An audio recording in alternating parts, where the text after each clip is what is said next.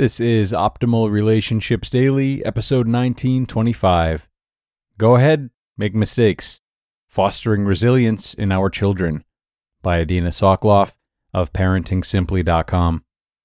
Hello, everybody, and happy Thursday. I'm Greg Audino, your host and narrator, ready to read another parenting article for you this time, which we do each Thursday and Friday, in case you're new here. Today's comes courtesy of Adina Soclof, one of our most consistent authors, and she has something to say about how to help your children become more resilient, which is certainly a topic that has parents trying out many different strategies, we'll say. So, let's hear her words of wisdom and start optimizing your life. Go ahead, make mistakes. Fostering Resilience in Our Children by Adina Soclof of ParentingSimply.com. In order to foster resilience in our children, we need to have the right parenting philosophy. We need to be clear what our goals are for our children and what our job is as parents. Our main objective as parents should be to teach our children enough life skills so that they can manage one day on their own and be productive and contributing members of our society. One important life skill is learning to manage the mistakes and errors we make, repair them, and grow from them. Often, parents are fearful of allowing their children to move forward in life and make mistakes. We want to protect them. However, children who are not allowed to make mistakes can become fearful of making the smallest decisions, may be hesitant to solve problems and try new experiences. We want to promote resilience in our children. Resilient children can make mistakes, get up, brush themselves off, and move on. There are 4 simple ways we can teach our children the right attitude about mistakes. Number 1, encourage attentiveness.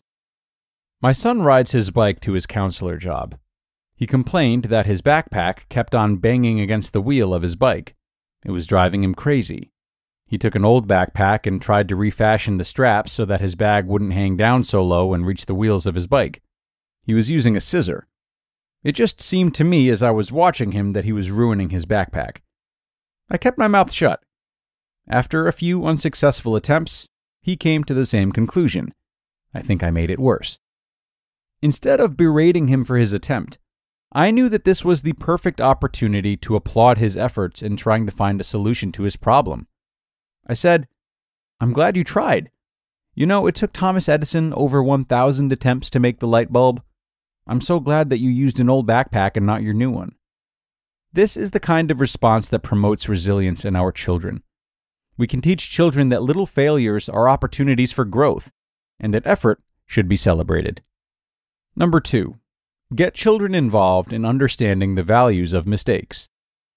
Use your children's blunders and missteps as an occasion for teaching them the intrinsic value of mistakes. My other son knocked on and broke the outer glass on our back door, which, unbeknownst, should have been replaced when we moved into our house because it did not meet safety standards. Our bad. I checked to see that he wasn't hurt, which he wasn't. Instead of yelling at him for being irresponsible, I tried to gently encourage him to think of something he learned from this mishap. I said, "Well, we definitely learned something from this. Maybe that we should never knock on any door that looks like glass. What do you think?" It can also be helpful to share what you have learned from the situation. Later on, I said to my son, "What I learned from this whole thing is that if we ever buy a new house, the first thing we will do is make sure that any glass-looking doors are made from tempered glass or plastic." Number 3, tell stories of failures that were really successes. Many successful people relate that their mistakes and failures were valuable lessons. Their difficult and oftentimes painful experiences shaped their future in powerful ways. This is the attitude we should adopt even about our little mistakes. Collect stories about failures that were the impetus for great achievements and share them with your children. I asked my son for some stories that he knows about successes that started out as a mistake. He told me there was something about Alexander Graham Bell, but he couldn't remember it exactly. We looked online and found the following. Bell enjoyed the work of the German physicist Hermann von Helmholtz and read his book written in German. In his book, von Helmholtz stated that vowel sounds could be produced using electrical tuning forks and resonators. Bell could not read German very well, so he thought that von Helmholtz had said that vowel sounds could be transmitted over wire. This misunderstanding changed the world. Alexander Graham Bell said, "It gave me confidence.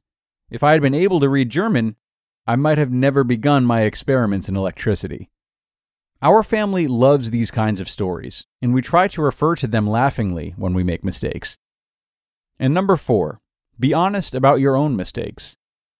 Adults can share their mistakes with children and what they've learned from those errors.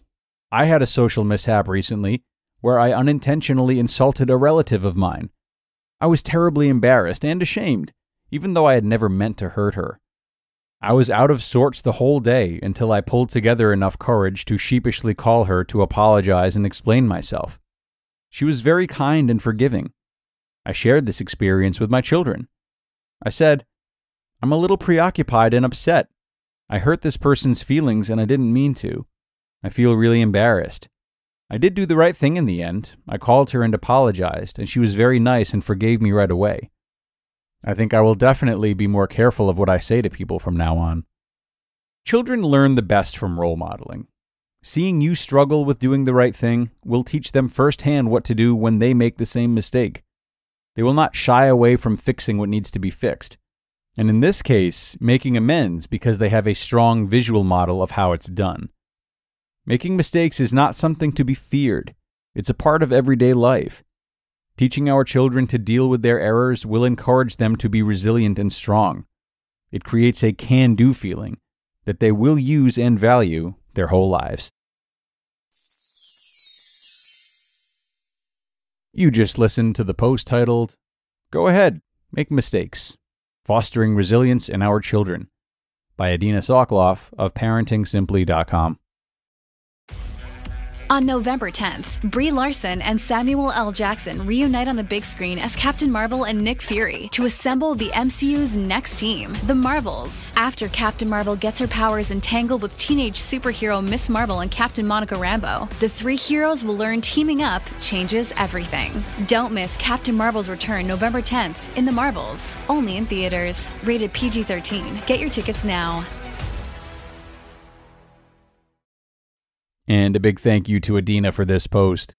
I really liked this one, and I felt it was very appropriate given the times, as it seems like these days there is more and more disparity on parents' philosophies for how to help kids become tough and gritty enough for the real world, if you will. But a lot of amazing ideas from Adina today, and if I had to offer any supplement, it would be on her third bullet point about telling stories of failures that were really successes. This is such a great tactic. But mind you, it becomes even greater when these stories are coming directly from our own family history. So, as you tell stories of Alexander Graham Bell, also remind your kids of times when they thought that they'd failed, but actually succeeded later on because of what they thought was a mistake initially. You can also share similar stories from other family members or friends that they're familiar with. It'll go a really long way to have that sense of relatability. So, I'll leave it there for today, everybody. Thank you as always for coming and making another episode possible. I hope you have a wonderful rest of your day and that you'll join us again tomorrow, because you know we'll be back with another parenting post. So I'll see you there, where your optimal life awaits.